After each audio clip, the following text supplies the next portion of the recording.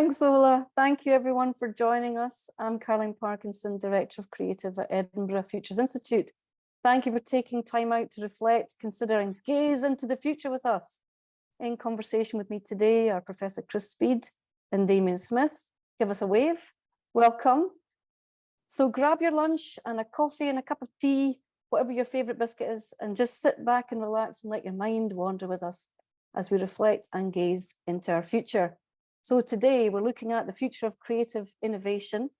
We in the creative and cultural sector are always brimming with new ideas, aren't we? For new creative content, new ways of doing things, and for innovations with a seemingly endless mental energy to explore them. But what do we need to support their actualization? What are the enablers and the barriers? And the influencers such as AI, software, global developments like the metaverse, will it really be where we choose to live, work and play? Here to explore these issues today and more are our two guests. And so let me introduce them to you. Professor Chris Speed is Chair of Design Informatics at the University of Edinburgh and Director of the Edinburgh Futures Institute, a world-leading centre for interdisciplinary teaching, research and data-driven innovation in the heart of Edinburgh. And Chris created and leads the Creative Informatics Cluster Programme, which some of you I know are aware of, one of the 9 in the UK. So give us a wave, Chris. Hi. And Damien Smith is the founding partner of the award-winning Scottish digital media and innovation studio ISO, based in Glasgow. He leads a multidisciplinary team that designs and builds large-scale location-based experiences for museums, cultural attractions, and brand experience centres internationally. ISO designs specialise in narrative-led immersive media and interactive projects, and has worked with some of the world's leading cultural and commercial companies and broadcasters. ISO Labs is their R&D unit where they partner with collaborators across the visual and performing arts, academia and enterprise to explore the creative application of new technology. So thank you to both of our speakers. Welcome. So we're ready to go. As I said in my introduction, we in the creative and cultural sector are always brimming with ideas for new content, new ways of doing things, better ways of doing things, and for innovating. So from your perspectives, what do you see in the Scottish creative sector in this regard? Did the COVID pandemic suppress innovation or increase activity in innovation? Is there any standout innovation you've seen from the Scottish creative community in this period? So Damien, would you like to kick us off with that? Yeah, sure. I think COVID actually was in some ways a great driver of innovation. It kind of forced us to rethink how we collaborate, how we work together, how we develop and present work. And we found we'd actually, working from a little small studio in Glasgow, we've been for best part of 20 years trying to explain to clients, especially clients in London, you don't have to jump on a plane to sit around a table to develop work together. And it took a pandemic for clients, not only across the UK, but internationally, to embrace that. They had no option. And they really got up to speed surprisingly quickly. And we saw very little step change in the sense of our day-to-day operations. But we also saw, though, a lot of people decided, A, we don't know how we're going to come out of this, and B, what might that new landscape be? So there's a couple of quick examples I was going to reflect on. One was a big Innovate UK funded project we did with the tramway in Glasgow, and that was about COVID recovery. And that was, how does a big venue, tramway is perhaps one of the largest exhibition spaces in Europe, how does that kind of deal with an uncertain future where you have this big property, you have these amazing performance and art spaces, but at the time we started the project, no one was allowed in. So we used that as a way to look at this whole area of digital twins. We did a beautiful point cloud scan of the whole building, sub-millimeter accurate, very detailed BIM model. And then we used that as basically a prototype to develop a number of pilots. And they range from, in one instance, working with GI, Glasgow International, to capture an installation there. How do you retain the sculpturalness, the realness of an environment, but capture it digitally? And that was done as a 360 photogrammetry thing. But then we also looked at operational issues, or what might the future of hybrid experiences be, where something may be happening in a physical space, but it's also accessible online. And that offers really exciting opportunities in terms of access, diversity of audiences. You're no Right. longer looking at your immediate locale, you're looking at an international audience. Yeah. And I think that was a way in which research can become a little bit of a, well, today's talk is future gazing. We were Yeah. showing insights into way things might be. And we made kind of practical prototypes. But in terms of like hands-on innovation, I'm on the board at SWG3 in Glasgow. Some of you may know it's a big arts charity, but again, runs huge events and performance space. And they launched during COP26 an amazing project called Body Heat, where they've sunk, I think it's a dozen 200-meter piles, huge rods, into a garden that we've developed at the, on the site down at Feniston. And it's actually the heat of dancers and ravers, and the heat of people in the buildings is captured by that system and is stored underground, and is then it's a seasonal heating system. You then switch it on in the colder months and actually release all that kind of embedded heat. So that to me showed a real need, an energy crisis, a need for responding to a kind of an uncertain carbon future, but being creative in how that's generated. It's literally, this has been pitched now to visitors as your body and the more you dance will help sustain and kind of heat the buildings around you. Love it. I got to the point where I thought I was going to wire up my turbo trainer to my electricity supply, so my own energy could be transferred to energy. So Chris, what do you think, and what have you seen in the Scottish creative sector during this period? Look, I think it's really extraordinary. We had a whole bunch of different types of funding before we encountered a pandemic. And I might have asked, I suspect Ola and people at Creative Edinburgh, Creative Dundee might have asked, where is the network? We operate within networks, but you go into all of these things wondering, is the network there? But I think actually, and I know we're still going through the aftershocks of a wicked challenge across funding for the arts, but really, good grief, Scotland, the community just found itself. I think when we worked together, Ola, you had 3,500 members. You're over 5,000 now. When we worked with Visual Arts Scotland through the lockdown, supporting Friday forums, people might remember. Wow, people just came out of every woodwork. Everywhere. They found a way to make Zoom work on devices, laptops, phones. And I think, I mean, Scotland's small, right? 5 million people. I was talking to Kat McCauley yesterday about, and she's got this idea of can Scotland be a design school? The biggest design school in the world. But it can't be too big. It couldn't be London. You couldn't do if it was too large a place. So you've got this extraordinary network, which if you feel, folks, I mean, I'm asking you really, all of the people online, if you feel the network, is it richer? Is it deeper? A last question, well, a thought is it therefore more resilient?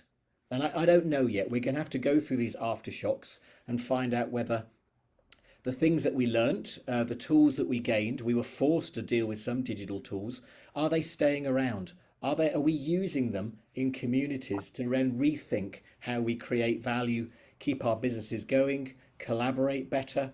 Because it's in that. If we can convene a community, which we did, have we got the nous? Have we got the skills to hang on to the tools to keep that community together, to understand that economically there may be less money circulating, but we've got more social capital and creative capital than ever. And I think, and that's the energy. I think I'd like to think that FutureGaze and Creative Edinburgh and you, Caroline, pull together. Really, are we doing this together or not, folks? Because it's a really strong question. Can we be the largest art and design school in the world because we share, care, and look after this, and we innovate together? I think something I'd be really fascinated by. I must say, by the way, I'm really envious of Creative Edinburgh and Creative Dundee. There is no Creative Glasgow. And I think maybe it's something to do with the size and the types of industries which specialize in Glasgow itself. You have very, very niche networks here. What we don't have is that kind of umbrella gathering that you guys do. And that's something I wish we did have. But beyond that, I always do wonder if we could have a network of networks. Yeah. I was speaking at the Glasgow event, the Scottish Games Week, and that travelled around Scotland. I think it did three of the cities, and I was speaking at that, an incredible turnout. But it was games people speaking to games people about games, Yeah. And we were brought in to talk about how games, technologies and the More Than Games sensibilities event on the Monday. can work in much broader areas. Yeah. And I did wonder, there was so much talent in that space, but it felt quite inward looking. And, you know, last week we had the International Festival in Glasgow, which is perhaps one of Europe's biggest graphics conferences. Really major international speakers, an amazing exhibition. Students come from all over Europe for it, but it doesn't connect to the games guys. It doesn't connect, as far as I know, to Creative Edinburgh, and doesn't connect to any number of these little niches. And we are, as Chris said, we're a small country. And I do wonder if it wouldn't take much to maybe make some of those links a little bit more explicit, or just to help support that a little bit more. I think that's really well observed, both of you. I guess I hadn't really crystallized it in my mind the way that you've expressed it there. When Ola and also Stephen at Codebase and we ideated around the Scottish Technology Ecosystem Review funding, what we could do, and we felt there was one thing, well, there's a few things, but there's one thing in particular right now that could unite and embrace and gather the whole community, and that was creative technology. Everyone's using it in their own little way, no matter what 16 of the 16 subsectors you're in. So we created the Creative Tech Scotland gathering, and the feedback there was, we need this as like this lateral way to connect. And so the challenge is for us to find money to keep going. And so we will just bring it into EFI, and we'll, you know, we'll pay the check and we'll gather the community. Who's picking up the bill? Yes. Yeah. And we'll do it with, obviously, Creative Edinburgh. And we want to take it around the country, a bit like emulating Brian's leadership there and taking it around the country. And like you said, he did try to open the doors through More Than Games on the Monday. And I think Creative Tech Scotland could maybe help him with that as well.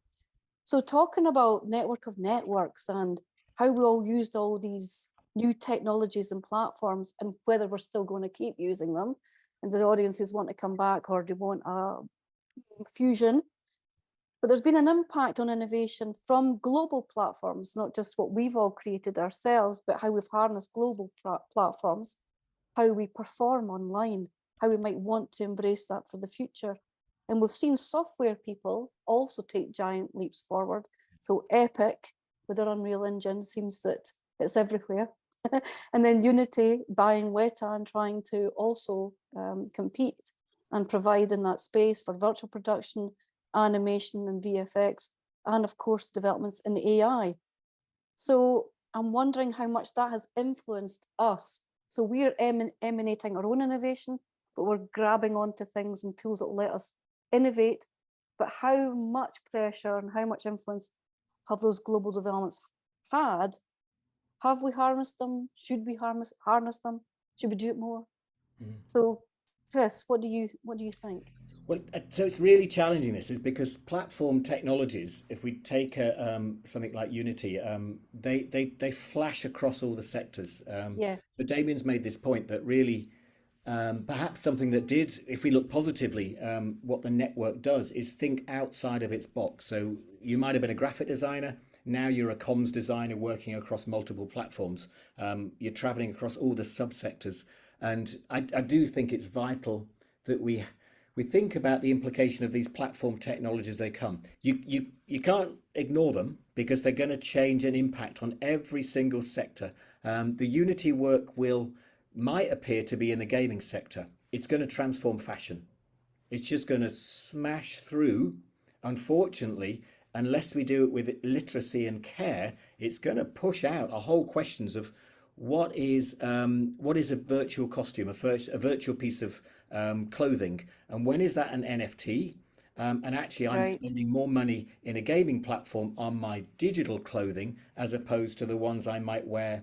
And that has huge repercussions if we think about what we want a sustainable clothing, responsible clothing industry to be, because of one platform that comes in. So there's a bunch of things I think we need to become very literate.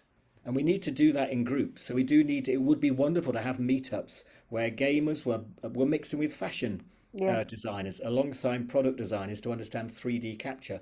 But to do that and learn together, because very quickly, if we keep the literacy in silos, we won't be able to steer. And I think the last thing, you know, Caroline, we've always shared this mantra that the creatives are always the best defense against the dark arts.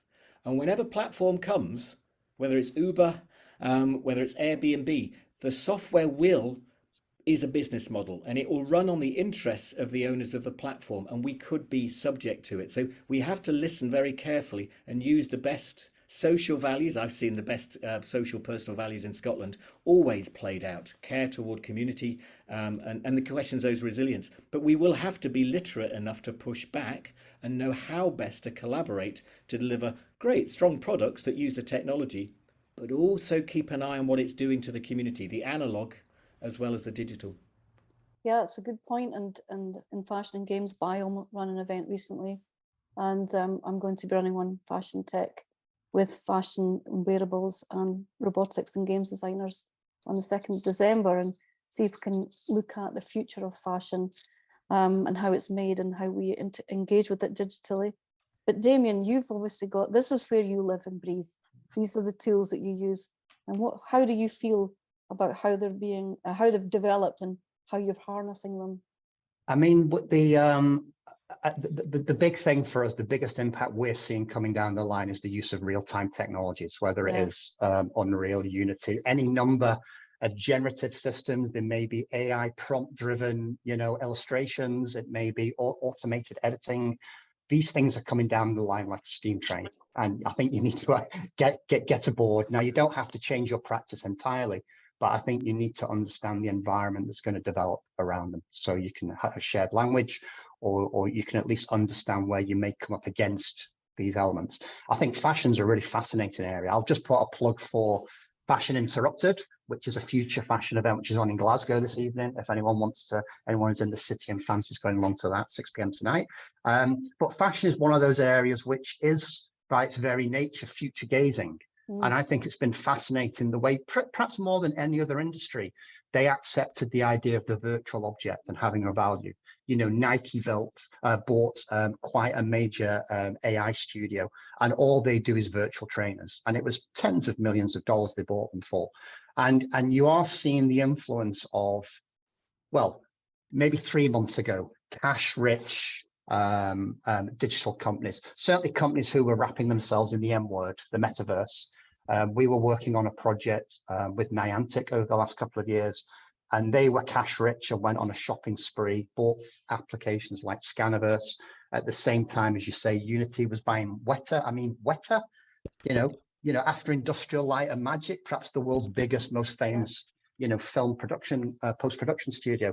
These are major plays.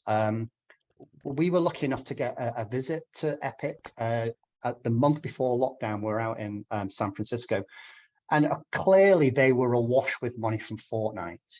It wasn't Unreal which was making the money; it was its application. Right. It was the IP and the experience around Fortnite, which was a money hose for them. Yeah. And we went in and met the team there, and they were kind of like, "Look, we own this spot. We own games. We own the whole kind of Fortnite type environments. We're now gunning for cinematics," and they literally had just started series 2 of The Mandalorian, and we've seen what impact that has had on film and virtual production, and how that's going to change studio-based production. Right. They were aiming for architecture, and if you work in a kind of a future-gazing architectural space, you're probably using real-time tools already. You're probably realizing your buildings in real time at one-to-one scale. You're taking clients for a walk through spaces. You're changing materials immediately. That's quite common workplace now in a lot of studios. And the other was it was motor racing, because the guy who owns Epic loves cars. So they were working with McLaren. And if you're popping along to pick up your McLaren quite soon, when you go into the showroom, it is Unreal, which is running on all the displays. That's how you configure your car. And it's not just changing the color, it's changing every detail immediately in real time, and then setting it off for a virtual race so you can track the performance. So these guys, their ambitions aren't limited by the area they came out of. They are going to appear. Unreal used to be a very expensive tool, not so much to use, it was free to use, but they had a very, very bizarre licensing model. where you could pay, I think it was 40 or 50% of your profits to them. That was their model beyond a certain amount. They've removed all that now. Yeah. And these guys can make those decisions. They can turn on a sixpence and take something which is really expensive and proprietary and make it free for all. And that is going to have massive, massive implications when they're basically giving away these tools, because they want creatives, they want the people on this call to be using these things and to I'm not going to call it a land grab, but they're all in that space of being they want to be kind of the industry leader in these spaces, and they're not shy about which industries they lean into. Yeah, and I think that this is really interesting what you're saying. When I was at the World Animation Summit, the discussion around virtual production, how it blends with film, but also obviously animation and NFTs came up. Designing a character as a digital artifact, using it as a proprietary product to then guarantee the creator's authorship, and then selling that as your basis for the beginning of your animation product. Fascinating use of all these different ways of blending the tech and different uses in different industries is totally fascinating. I'd also say, Caroline, there was an interesting point you had there. Sorry, Chris said, I think these are, we are then in the hands of these kind of tech companies, and these are commercial corporations. And when we used to do a lot of work with Channel 4, naturally work would end up being used socially. And we actually had a bit of a ban on using Facebook, for instance, because there was a lot of discussions about putting publicly owned content, Channel 4 content, onto an American commercial platform in which they controlled the assets, the distribution, the privacy settings. And I often worry there's not maybe enough reflection on that when we do rush to these tools. We're seeing it with the disintegration of Twitter at the moment. You can build companies, personal branding, your communications, your family networks on a Facebook or a Twitter, and they can take a very strange turn very, very quickly. Well, Instagram took a strange turn, and everything turned black. Everything was about video clips, and everybody went crazy. Also, people were trading on Instagram and moving all their creative small businesses onto Instagram and doing well with that platform. And then it had an outage, and people were an outcry about how you're affecting my trading. Yeah. So yeah, you're at the one hand harnessing, the other hand, well, at their behest. Do you mind if I throw in the third thing that, the NFT is funny because I wonder how people on the call grasp it. The real risk is, again, that we associate NFTs with a cryptocurrency and therefore a Ponzi scheme. But it's in going back to this question of network and resilience, an NFT is best understood closer to a keyring because actually, rather than money that doesn't remember, so any contract you've got with someone or your piece of work that doesn't remember, your piece of work now does remember, and you can choose to do things with that. You could choose that remembrance could be with all of the people who ever bought your thing. So you can hang off a community within a snap. You could have contracts that allow people, if it was a ticket to a gig, to suddenly get different special products. And I think there's a huge turn we've got to go at understanding how, whilst the platforms come, our content could still be supported with attribution, with rights and protection, and probably more lucrative money lines. Because actually, if you can release a piece of work into the world with smart contracts, allowing other people to adopt your sample, whether it's in music, your pattern, whether it's in fashion, you can begin to be identified. And again, that's back to Damien's point. If the platform comes and it takes everything, you've got nothing left. So I think the group, we have to go on a journey, avoiding the bored apes and the punks, and figure out what we mean by a distributed, supportive community that uses decentralized software. And dare I say it's blockchain. But in the end, we're going to have to overcome that. And that's hard because that challenges everything we know about ownership. And it challenges ownership and replaces ownership with control. And that's what you might lose when a platform comes in. Yeah, I think that's a good point that also Ken has brought in, Ken Anderson from Wild Child Animation, who was at the World Animation Summit as well, and saying the NFTs were being used as a reaction to the stigma of crypto. So we're in a fascinating space. and how do we tread forward carefully as creatives. So I wanted to ask Damien, what do we need to do to actualize our ideas?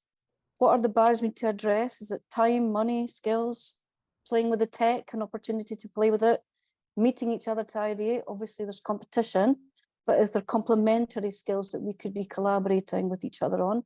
What's your thoughts on that? All of the above, yeah. Money, All of the above. skills, access to tech, meeting each other. I think I've heard it referred to now, you know, with the agencies of the world, the Creative Scotlands, the Screen Scotlands, the Scottish Enterprises, as the 3 I's, that the key is infrastructure, investment, and internationalization. With so innovation. I think, yeah, with innovation, absolutely. 4 I's, yeah. The big I equals 3 I's. The infrastructure side of it, I think we're in a pretty good place actually in Scotland. You know, we've had the whole thing of the clusters. There are pockets of kind of very specialist activity, whether it's in Edinburgh with Chris's kind of team, or up in Aberdeen around games in game and so on. Glasgow again missed out on the whole cluster thing, but don't get me started on that. But there are, you know, there are these pockets of specialism, and one thing that often does frustrate me working in Scotland is there isn't enough open collaboration. And I hate to say it, but often I think that comes from the universities, and that they're in a very, very competitive space. They're often more competitive than commercial companies are. And I actually find it much simpler sometimes to collaborate with our peers in Scotland than I do when we're partnering with education and we're asking them, why aren't you speaking to those guys? That seems like a no-brainer. That's because of the economics, I guess, of how education works. So that's a bit of a frustration, but we have the infrastructure, and I love Chris's idea that Scotland could be the biggest design lab, the biggest innovation lab in Europe. You know, again, that seems like a no-brainer to me. You know, why we can't just pull that together. There's maybe a bit of a mapping process there to work out what's where, and there is some kind of open protocol where we understand how you can access those things and how those costs might be covered. The investment side is the next I guess, and I think, again, a really interesting speaker at the Scottish Games Week was a chap who brought his company up from London. And something I wasn't aware of, he said raising money in Scotland, in Edinburgh specifically, is so much easier than the City of London. He said, the City of London is full of bullshitters. They'll give you the runaround. They want a quick return. They want to get in and get out. Whereas he found the Edinburgh tech investors, which is not a world I know, really, really open and supportive. So, you know, we possibly have that investment side, maybe on the commercial side.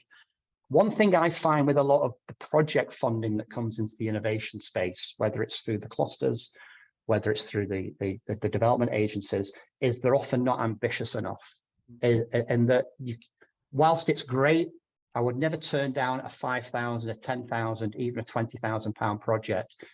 That's great for a little demonstrator or a proof of concept, but you're not going to build valuable IP on that. You're not going to build a game-changing service or product on that. And maybe we need to learn from areas like the film industry, where there is often, they don't do it perfectly, but there is often a bit of a development structure whereby you'll do your first short, and then you're given funding to develop a slate of shorts.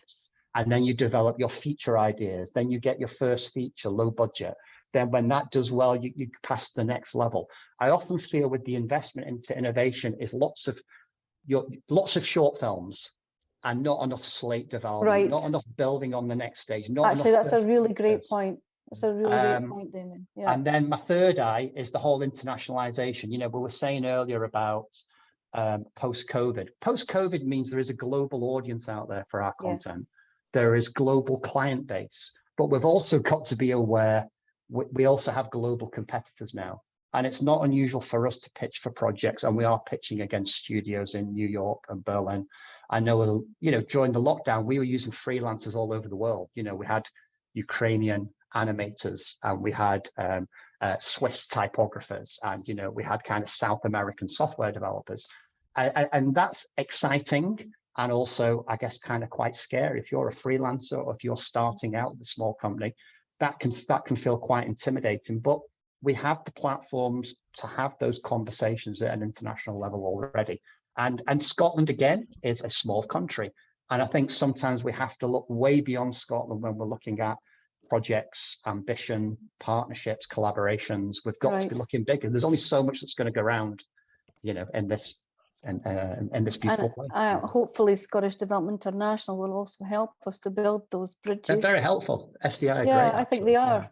Yeah. And so, Chris, I guess being in academia, skills is one of the things we need to actualize our ideas. I'm sure you have other thoughts too. Yeah, no, and I like the provocation from Damien. I think we're letting down a whole community. If you think about Scotland being the largest art and design school in the world, right, that's a proposition. The question then is, what are the educational institutes doing, whether it's from, well, let's include sixth forms and colleges, FEs, all the way up to universities. And I think we need a radical rethink. I do think the three products I have aren't particularly fit for lifelong learning in the context of a large ecosystem. In other words, my son's just gone off to DJ CAD and it's great, trust me, but it's a 4-year product. Now that 4-year product is no good for anyone else except for 18-year-olds. I mean, it's very rare you find someone mid-career stopping their creative life for a 4-year product. So that's only good for one segment, one part of the ecosystem.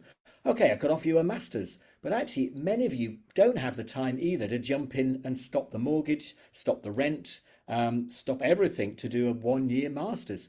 So, and the last one is a PhD. I mean, whatever you do, don't do a PhD. Anyway, we can talk about that offline. But so we need to do, and we are trying. It'd be great to get a critique and your thoughts on, Damien, but the Futures Institute is trying to unbundle. Instead of 11 weeks of teaching, we do it in 2 days. Yeah. So actually, my wife's a maths teacher. She could probably get 2 days off from a head teacher to do 2 days CPD. She couldn't get a Wednesday off every week for 11 weeks. So we've got to do an awful lot of work of unbundling. We've got to allow it in Edinburgh, it's crackers. In order to do one elective, you have to sign up for a whole program. You folks don't want a whole program. You've got brilliant qualifications. What you might want to do is do data ethics. Right. What you might want to do is cryptocurrency and creativity. Or you might want to do law. And you just want to come back. You just want a little plug-in, literally. And we need to talk about those micro credentials that allow you not to just build them up into a big award, but actually to think about coming back onto campuses or us leaving campuses, doing meetups, supporting events out with the campus, so that we're generally supporting, as I say, a lifelong experience in the largest art school in Europe. I mean, that isn't a 3-year contract. It isn't a 1-year contract. That's a lifelong proposition where access to studios, facilities, support, advice, mentoring is much more. Yeah, I mean, hey, I get very excited, but I also get very frustrated because I've got to break down the walls. I mean, I totally agree, Chris. I was just going to say, we did some stuff with screen skills and Bectu as a research project at Glasgow Uni. And they have now started to develop kind of skills passports, where if you do a health and safety course, the COVID film sets course, so on and so on, you build up an industry recognized passport. At last, we've been talking about that for 15 years. Yeah, tell us about it. But, you know, they're making that work in a very, very commercial environment, you know, and a very fast moving environment where people, as Chris was saying, can't take weeks or months off. They're in the middle of productions, but they can do an intensive 2-day, you know, and they'll get their studios to pay for it. You know, people invest in it themselves. And it seems crazy to me when we're working in a space where the tech and thinking is moving so fast that we can't be doing a similar thing. We can't be doing the intensive week with Chris's folk, and we're doing virtual production in 5 days. Now, people like Story Futures Academy are starting to offer those things, but they're incredibly competitive. They're very limited in the amount of people who can get on. The Research Centre in Glasgow do a similar thing for TV and digital companies, where you can do these very, very intensive skills and networking based things. And there's commercial places like Escape Studios in London will do that if you're mid-career and maybe you're an animator or a visual effects person. But none of these have open access, and they're usually very, very expensive. And I do think our traditional higher education system is missing a trick there. It's missing an incredible market, an incredible kind of range of people they could be pulling in, because a lot of that experience you're going to get in from mid-careerists wanting to superpower one area or get up to speed with something quickly, they're going to bring huge amounts of experience with them as well. And that kind of two-way engagement with education, I think, is the thing we should be looking at. I do love the run on the idea. Again, if you thought about an NFT as access to the largest art design school in Europe, well, what's on that keyring then? You've got a keyring which allows you some keys to get into many, many different institutions. You've got a series of keys that open up access to the memberships. You've got a series of keys that give you, again, keys which are smart contracts, are ways into pushing your work, but also looking at sharing, collaborating work. So good grief. I mean, the community here are bright at envisioning an entirely different way of making the most of the creative ecosystem in Scotland, let alone to think then about that support resilience that then investor would say, good grief, that's a resilient creative system. We need to invest in that and lift. Yeah. So great chat, folks. I'm loving this. We're going to have to redesign all of our education system as well. Yeah. And why not? Oh, we're at it. Yeah. Why not? And so I wanted to spool this down then into, one person, one creative practitioner, one creative company going, right, what am I going to do? How am I going to organize myself? Nesta did a study years ago, some people might remember it, where they showed that the difference to the bottom line of the companies who dedicated 1 day a week to developing innovation strategy made a huge difference. And so like 25% difference. So I'm wondering, I mean, Damien, really kicking off with you here because you've kind of done it. What does it take for a company to set themselves up for dedicating time and effort to innovate? What did it take to do ISO Labs, and what's the benefit? Yeah, I think what it took with us was realizing that if you run a creative studio, you're doing R&D anyway. You're doing it. You just need to recognize it. You need to document it where you can. But we're all doing it day in, day out. It's weird. It's almost as if R&D is something that only the sciences or tech or industry does. And it's not. All creators are doing it all the time. And we just found that when we were working with clients, everyone wants the newest, the first, the latest bit of wow. But they don't want to pay for the time it takes to develop that. They want it instantly. And we found that was a real challenge in that you don't have time when you're on the client's clock to do R&D, to do innovation. Well, you have to do it. It's just that they don't want to pay for it.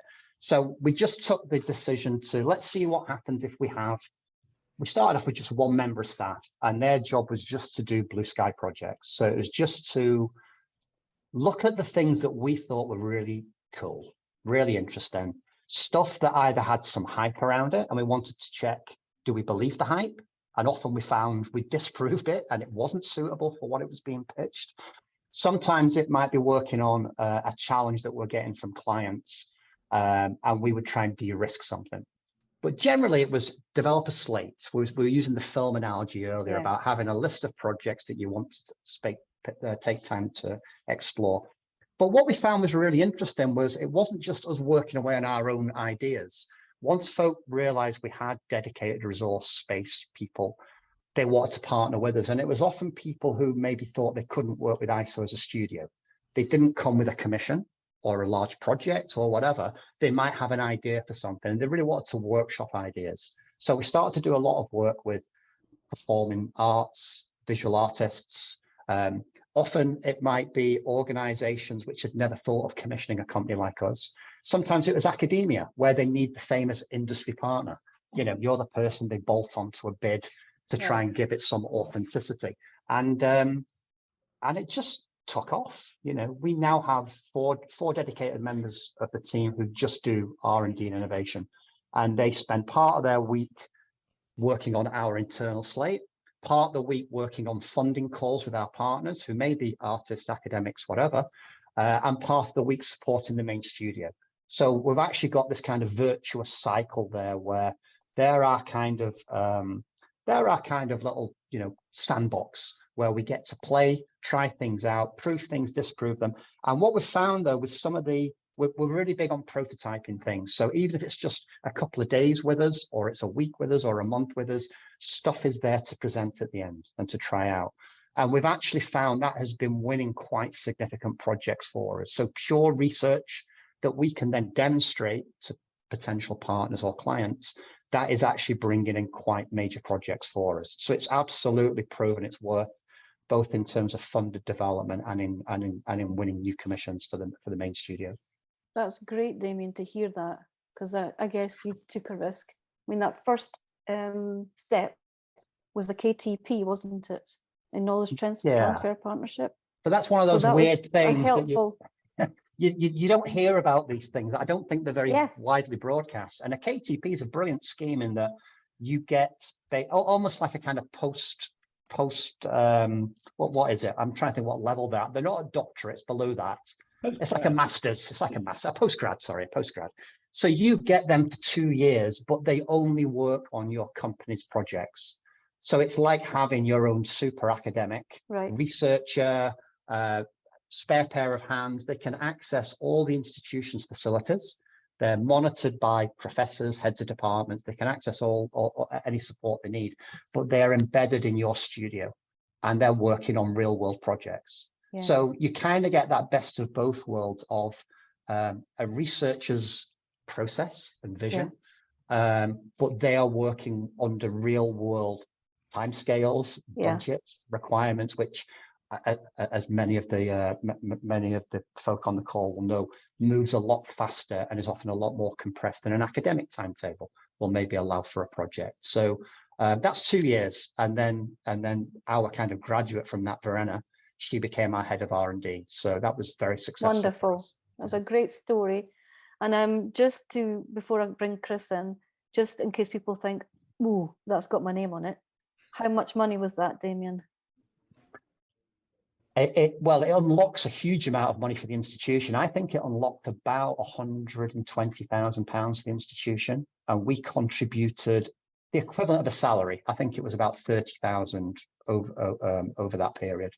So it's like employing someone in terms of the cost of the company. You've got the innovation and test bed, if you like, add on with the person. So it's more than a job. But what it unlocks is a huge amount of money for the institution and a whole load of things on training, equipment. Verena was off at South by Southwest. She was off to China. You know, I mean, it is like doing, like Chris was saying, the condensed doctorate, you know, an intensive industry focus kind of. Well, maybe that is something that we could explore further, because in the past, I've not been able to get the value equation right, and this innovation mindset, valuing innovation, this might be the key. So we're going to move to questions from people that are enjoying the chat. But before we do, I wanted to ask you just a light-hearted question, you know. What about the global dimension of the metaverse? I mean, they're shedding people off, you know, 11,000, but still looking for talent at the same time. I don't know if they're reprogramming what they think they need, but will it really be the place where we choose to live, work and play? What do you think, Chris? Yeah, I do. I think, I mean, look, sorry, the combined age of us three, I wouldn't dream of putting, but let's assume we've been through TV newspapers, remember them? CD-ROMs, remember them? Early dial-ups. I mean, the kids, if that's okay to use, are gonna go through a whole way of rethinking storytelling. That's what humans do, and I'm not sure we can judge what it'll be like. I suspect rather like fumbling around for the zapper, thinking of, I can't change the channel, or how do I set the video tape recorder that my parents did and they asked me to do. The kids are going to drive this. I do think the metaverse has to be understood beyond the product. The product that you're being offered seems to be an immersive personal experience, largely dominated with a headset, not necessarily in full virtual immersion, but certainly highly augmented, and centered around gaming. My hope is that it recovers as something highly social. My best times in life are always with people, whether it's a CE party last week, it's always in people. And at the moment, the product proposition for me is lonely, and it doesn't translate and transfer to care I'd love to be plugged in as I move into the care home of life, thinking about how to revisit and socialize and attend the parties and hang out with pals. So my hope is it's a highly social. It isn't the thing we think it is now. So don't worry about the product, but where you can lean in and understand how storytelling is transforming through data-driven technology, whether it's agent-based modeling, meeting AIs, sharing, opening up more communities. I think you have to assume it's going to transform and change everything again forever. Let's just hope it's not lonely. Right, and I must admit, I followed a few people on Facebook recently having a chat about this and saying they felt it would end up being just a pursuit for those who could afford the equipment to do it. So then you're back into the same old digital poverty and lack of access, etc. So we have a few questions. Damien, would you mind if I pick your brains? One of the Sure, yeah. questions is around R&D tax credits, and that's it can be a sting in the tail sometimes because you think, is that really going to be able to be applied to a creative pursuit? What's your experience of R&D tax credits? They are free money, so you should do them. We work with consultants who write our reports. The reports are very technical, and they take a percentage of the award you get back. So Right. you'll calculate what you think you can say was R&D based work. It usually has to focus around defining technical innovation. So it's got to be something that you can kind of stand up and say, this was new, or this was something that you don't readily find out in the market, and we've had to develop something. So it can't just be making a brilliant film or a brilliant interactive experience. What they want to know is where the technical innovation is. So that's one thing you got to get your head around, is how you capture that. But again, with a little bit of support, you can normally frame things quite well. It's great in that you can offset any capital costs. So if you buy kit specifically Right. for that project, you can offset that and claim that back. But the best thing is you can claim quite substantial amounts of staff time. And staff time Great. being all the overheads, not just the salary, but all the overheads of running the place. So you'd be surprised how quickly that can add up. When you start to look at all your projects, whether it's purely research or it's a live client-based project, you can start to carve out some quite substantial bits. You do need some help, I would say, at least with your first report, just to get your head around the process and the accounting side of it. Yeah. But it's a relatively painless process, certainly once you've got number one done, and you get the money back from the tax man in like 14 days. It's incredible. So if you're not doing it, I would recommend Maybe we should do a session on this. Yeah. Another question, I think, really for you, Chris. Does anyone have any thoughts on DAOs? I guess it's the main question. I'm going to post a link now because it's all going a bit wild in DAOs. So what is a DAO, folks? A DAO is a distributed autonomous organization. So in the crypto roller coaster, what you find is people get very excited about something, whether it's a coin, whether it's a DAO, whether it's an NFT, and usually the market spoils it and it depresses into the trough of disillusionment. And then a year or 2, 3 years later, it comes out as people reflect and think, but there's some good things in that idea.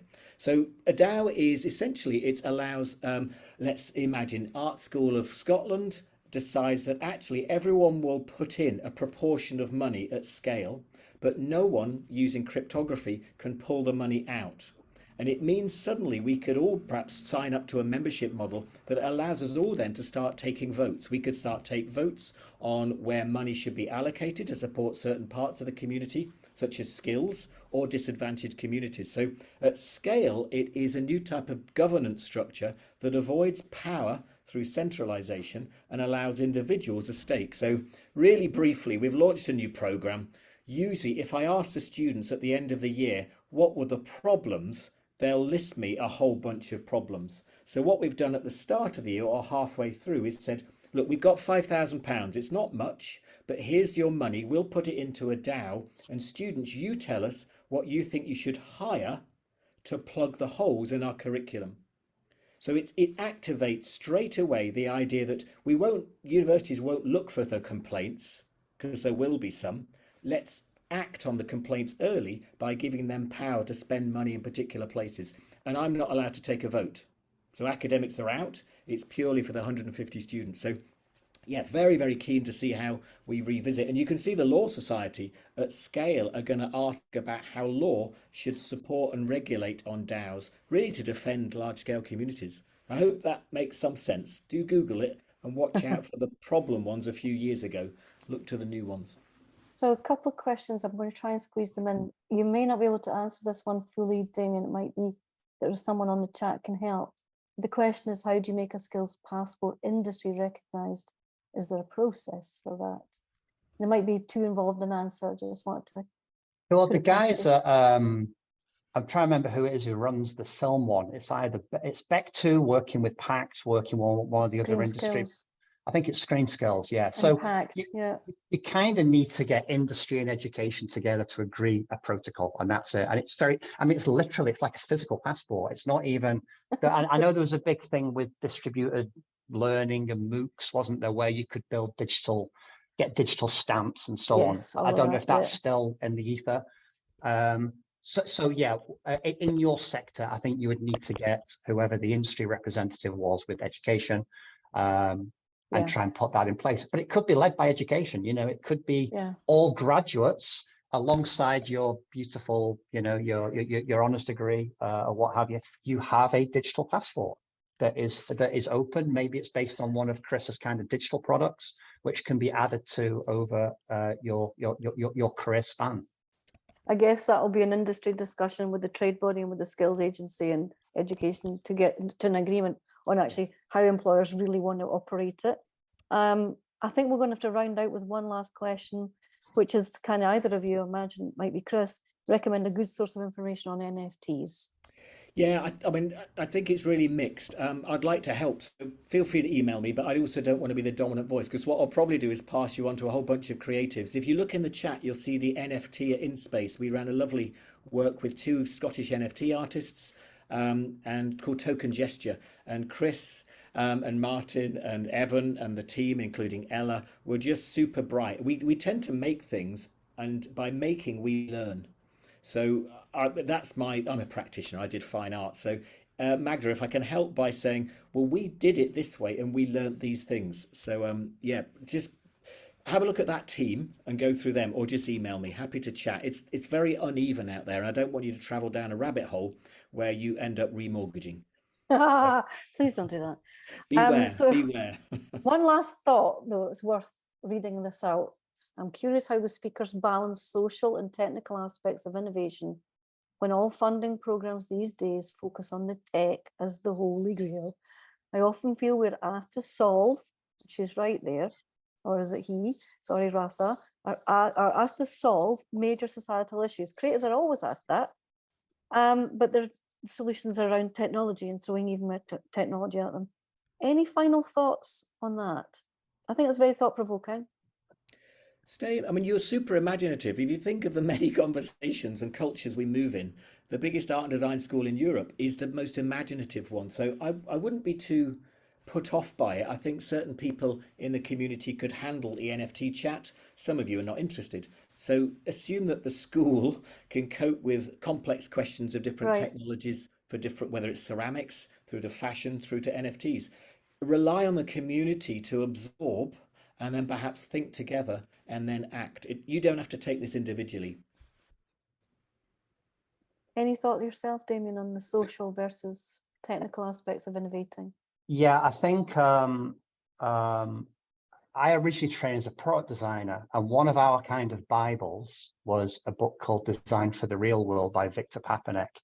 And it was, I think it was written in the 70s, and it was basically a provocation against product designers building stuff for the West. And it was about how you could deploy your skills in developing nations. And it was a real call to arms. And I think we're coming close to a digital design for the real world, where whilst we can get very excited by the sparkling new things and a world of immersion and living in a virtual metaverse, there's also major questions to answer around sustainability, digital sustainability. The footprint, I'm very conscious the work we do often involves large bits of kit being shipped around the world. That's not sustainable. But also, you touched on earlier, Caroline, the whole question of digital exclusion. Yeah. That not everyone has the latest and the brightest and the coolest and the fastest bit of kit. In fact, you probably find 90% of the world doesn't have that. And that's where I think as creators, it is important that we try and influence those conversations. And if we're not asked that question, we make sure that is part of our response anyway. Good. Yeah, and that's actually a nice full circle, because I remember when COVID kicked off, one of the first things we were asked as a university and as a creative community was to donate as much digital assets that we had, iPads, laptops, old computers, whatever, because people were requiring them in order to cope with what COVID required in terms of learning or engaging or socializing. So thank you to you both. It's been really stimulating. Thank you to everyone in the chat. Fantastic chat in the chat, by the way. And so I want to say thanks to everyone who contributed. And so I'm handing back to you, Ola, and say thank you again to Creative Edinburgh for hosting FutureGaze. Thanks.